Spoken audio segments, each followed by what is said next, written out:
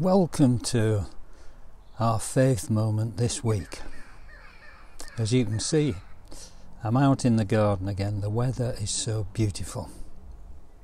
I've called this week Higher, Higher, Lower, Lower. To be honest, since January, I've not gone lower than Warrington or higher than Southport.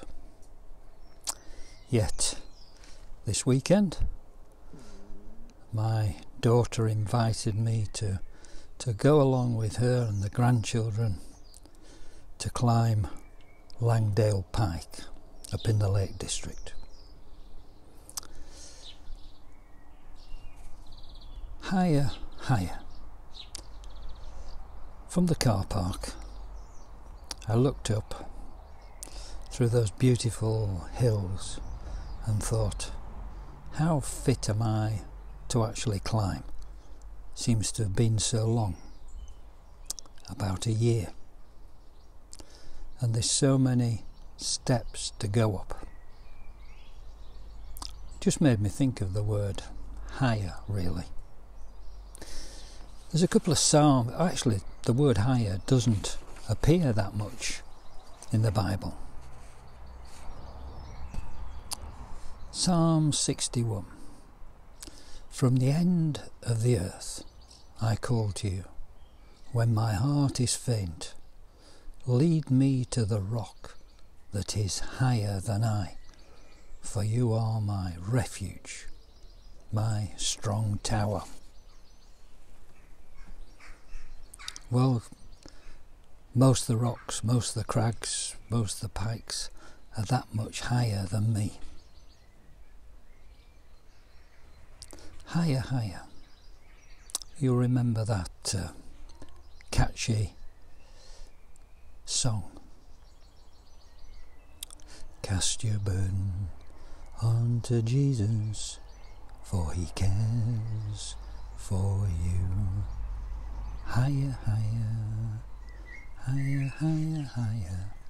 Lift up Jesus. Lift him higher. There's another psalm. Psalm 108.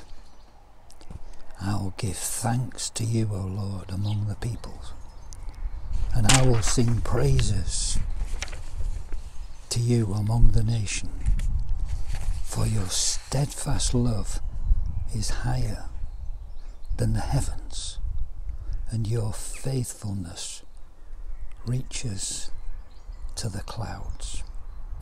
That was a hymn, I think. I think it was one of those that Billy Graham always sang. I seem to remember it. But in the New Testament, there's only one reference to that word higher. But when you're invited, go and sit down at the lowest place, so that when your host comes, he may say to you, friend, move up higher. Then you'll be honoured in the presence of all who sit at the table with you. So, we made it up, right the way up there. What a beautiful view from up by the lake. But the thing that's changed with me, when you think about cast your burden onto Jesus, that's a prayer, isn't it? I cast my burden onto him. But sometimes he answers you in a far more practical way. I've had a bad back, and although I can climb crags and peaks in the Lake District, I've had to restrict what I can put in my rucksack. So I've just basically carried a bottle of water and the minimum to eat. But my daughter Holly, she reckoned she could fix my back. She said, you just need to do Pilates, Dad. You just need to get your pelvic floor right. And I used to laugh at her. But it's true. Do you know, I've been able to carry as much water as I needed, and on top of that, I was able to take a flask of hot water. All the way up there, I was practicing my breathing in, breathing out, and I always got them the wrong way around. I always breathed out when I should breathe in. But there we go. I sat up there and I was able to have a cup of tea. Beautiful hot water. Plonked a tea bag in, and then I got one of those spare McDonald's little milk little milk sachets. So I got a tea shake, put the milk in, and it was delicious. I had to share my sandwich with Toby the dog and my tea cake with my grandson. What better could I ask for? And then we came down. That's the lower. And that song says, lower, lower, Satan lower.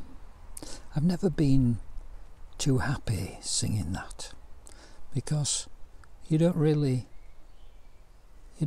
come across that in the Bible, commanding Satan to be lower. We might have to rebuke him or stand firm against him. But then I looked at that word lower, and it says in here, you see, Jesus was far more subtle than that, of a lower. He said, when he had finished speaking, he said to Simon Peter, put out into the deep water and lower your nets for a catch of fish. And Simon replied, Master, we worked hard all night, to the point of exhaustion, and caught nothing in our nets. But at your word I will do as you say, and lower the nets again. And we know what happened, don't we? That miracle took place. All those fish that nearly broke the net. And then we've got this other one in Luke. But finding no way to bring him in because of the crowd, they went up on the roof and removed some tiles to make an opening and lowered him through the tiles with his stretcher into the middle of the crowd and in front of Jesus. And we all know what happened then, don't we? He was miraculously healed. The power of Jesus overcame the power of this world. So we got up, we got back, and going back in the car, it was lovely to be driven. I was in the back seat with Curtis, my grandson, and he thought he'd sorted me.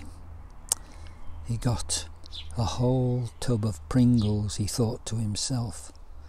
So he scattered them on the back seat, smiled, and put his feet on them. But you see, I'll eat any Pringle. And that was a new flavour. I'd not tried that before. Pringle flavoured feet. So, I hope you've had as good a weekend as I have. God bless.